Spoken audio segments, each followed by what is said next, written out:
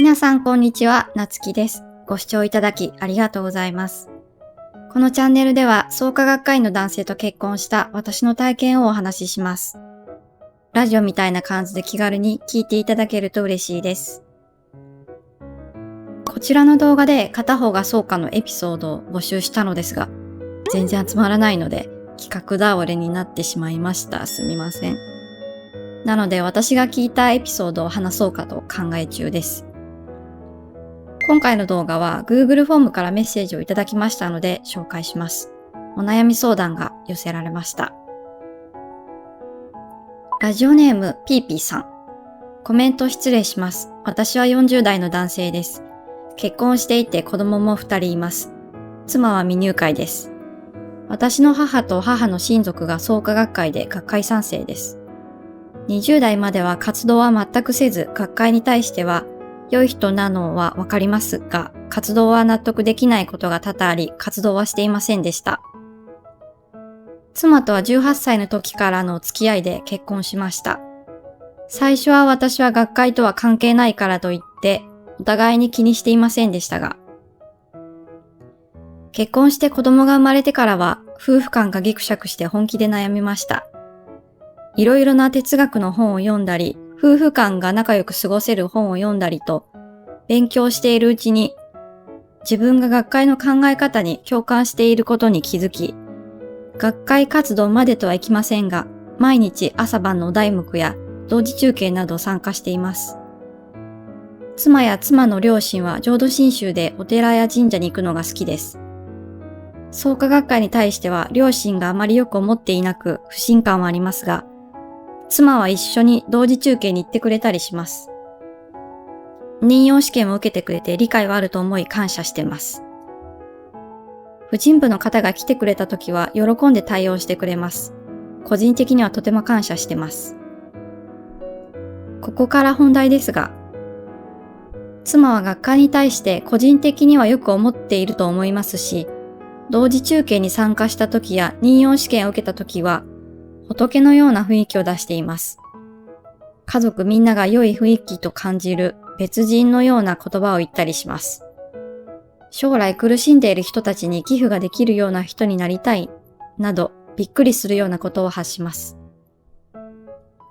ですが時間が経ち、機嫌が悪い時などは私や子供に当たり散らかします。ひどい時は離婚話も出ます。別人です。子供に手を挙げたりするので、私も精神科に行くように言いますが、もちろん逆効果です。学会のことに関しては、私より妻の方が考えが合っていると個人的には思いますし、他の婦人部の方からも同じようなことを言われます。学会から妻の考えが離れると、とんでもないことを言うし、とんでもない行動をします。学会活動に関わっていると、妻は個人的には良い感じに思います。私は妻と良い関係性を築き、子供たちが幸せに育ってくれることを毎日祈ってます。なつきさんの動画を拝見させていただき、私と妻の関係性を相違させております。そのことについては申し訳ございません。なつきさんはこの感じを見てどう思いますでしょうか？また、私に対してどういう行動をしたら良いと思いますか？時間が許すなら返答をお願いいたします。はい、ピーピーさんメッセージありがとうございます。私がピーピーさんからのメッセージを読んだ感想を言いますね。本当に率直に思ったことを言いますね。奥様が学会に関わっていることと奥様の言動は関係ないのではと思いました。学会と結びつけて考えるから学会に関わっているときはいい感じで、そうでないときは良くないみたいな。未入会の奥様が学会に理解があるような姿勢、例えば婦人部の人たちへの接し方や道中に参加するとか、これは学会に理解があるのではなくて学会の教えに共感したところがある、もしくは夫が活動しているから知ろうとしてくれたのではないかと思いました。それにその婦人部の方はピーピーさんの知り合いですよね。妻の立場から言うと夫の知り合いならね、愛想よく対応するのは当たり前なんですよ。将来苦しんでいる人たちに寄付ができるような人になりたい。奥様のこの発言もどこかでそう思っていたことがあって共感されたのだと思います。学会から妻の考えが離れると、この部分が気になります。これはどういう状態なんでしょうか？学会活動していないときはとんでもない言動をするということなんですかね。奥様にとって学会活動は信心しているということではなく、単なる活動として捉えているのではないでしょうか。アクティビティみたいな。奥様は未入会でいらっしゃるので、共感するところはあるけど、信心していないと考えられます。そもそも信心してこその活動だと思っているのですが、どうなんでしょう、皆さん。私みたいに興味本位で人間革命を読んだり、任用試験を受けたりするような感覚があるのかもしれません。それと奥様は言行やお題目を挙げたりはしていないのでしょうか。一度学会と奥様を切り離して、奥様はどう思っているのかを聞いてみてはどうでしょう。奥様が言いたいことを聞いてみてはどうでしょうか。奥様は未入会なのに活動に参加されている理由が私は一番気になりますが、もしかすると学会活動している時だけは落ち着くというか、安心できると感じていらっしゃるかもしれません。単に疲れているだけかもしれませんし、いろいろな不満があって余裕がないだけかもしれません。もしお子様が小さいなら手を挙げたくなってしまう気持ちは正直わかります。手を挙げたことはないですが、ちょっとでもね、そう思ってしまったことに対する罪悪感はすごくあって、自分を責めてしまうんです。人間は仏ではないし、聖人ではないので、機嫌が悪い時は誰だってありますよ。うちの夫だってね、機嫌が悪い時はもちろんあります。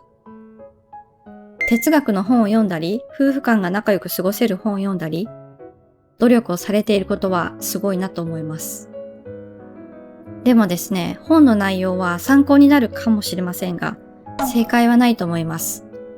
正解はピーピーさんの夫婦の中にしかなく、自分たちで答えを見つけないとダメなんです。正解ではなくて答えですね。奥さんの気持ちがわからないなら、わからないから教えてほしいってお願いするしかないんです。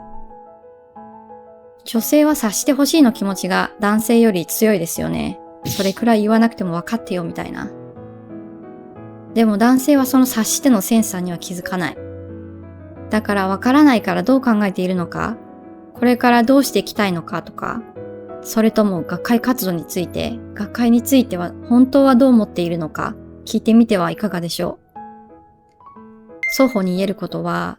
自分が当たり前にできることは相手も当たり前にできるとは限らないし、自分が当たり前だと思っていることは相手にとってはおかしいと感じているところもある。喧嘩の火種ってちょっとした意識のズレとでも言いましょうか。考え方の違いなんですよ。それかどっちも疲れていて余裕がない時とか。喧嘩をされているわけではないと思いますけど。私の知り合いの話なんですが、夫が妻にきつく当たって、妻をバカにしたようなね、言い方をして、すぐ離婚だっていう人がいるんです。その話を聞くと、その夫はただ言いたいだけなのではないかと思ったんですね。イライラしているから、ただ誰かにぶつけたいだけ。私はそう感じました。だからピーピーさんの奥様もそういうところがあるかもしれません。それと、もしどなたかに相談されるなら、婦人部の方より学会員ではない方に聞いてみる方がいいような気もします。奥様の言動は学会とは関係ないような気がします。うちの場合を言うと、私がやたら不満を言いましたけど、夫には口で勝てないので、夫に寄り添う感じで、学会に理解があるように接してお願いした感じです。でも実際どうしてそんなに一生懸命なんだろうとは思うのでね、興味はありました。正直子供たちが小さい時は私も余裕がなくて何度も喧嘩しましたけど、子供たちも大きくなって私も余裕が出てくると、なんかお互いに文句を言ったり喧嘩になることはなくなったと思います。私は学会に対しても学会に対しても最初は嫌悪感がありました。でも今は学会員さんに対して学会員としてではなくて一人の人として接していますし、学会も前の動画で話しましたけど、他の文化圏の文化だと思えばね、もう怒りません。精神科という言葉で思い出したのですが、私は一度心療内科にかかったことがあるんです。その時はまだ子供が小さくて、職場の人間関係が良くなくて、余裕がなかったんでしょうね。自律神経失調症の症状が出て、もう無理かもと思ったんです。それで心療内科で話を聞いてもらって、まさに自律神経失調症ですねと病名を聞いてすごく安心したんです。それに退職を考えてもいいんじゃないって医者に言われて、すごく心が軽くなりました。結局その職場は退職しました。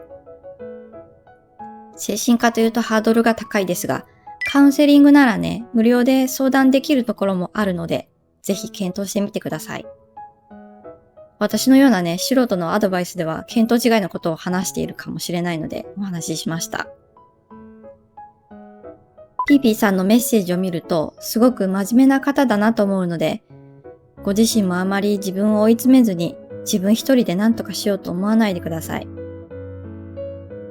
まずお互いに現状を把握することが解決の第一歩だと思います。他の動画でも何度も話していますが、話し合うこと、話すことと聞くことが大事なんですよ。例えば占い師に何を知りたいのか、何に悩んでいるのかと聞かれたら、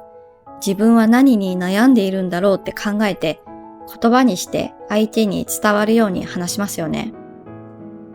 その段階で頭の中で整理できるからです。自分の悩みや思いをね。自分はこう思っているんだと感じているんだと、漠然と思っていることを誰かに話すことで、もやもやした部分をちゃんと認識できる。だから自分で言葉にすることは結構ポイントなのではないかと思います。ピーピーさんがね、占い師になったつもりで奥様に問いかけてみてください。対症療法ではなくて根本治療なんです。不安を忘れようとするような対症療法ではなく、その不安の原因を取り除くことが必要です。すみません、この対症療法とかいうこの言い回しは何かの本で読んだことなので、どなたかの受け売りです。ピーピーさんの奥様の場合、不安を忘れる方法が学会活動なのかもしれません。はい。ということで、このような感じで私の考えを話しました。何か参考になるところがあれば嬉しいです。今回の動画はこれで終わります。最後までご視聴いただきありがとうございました。ようやく夏休みが終わって静かな環境で録音できるのでほっとしています。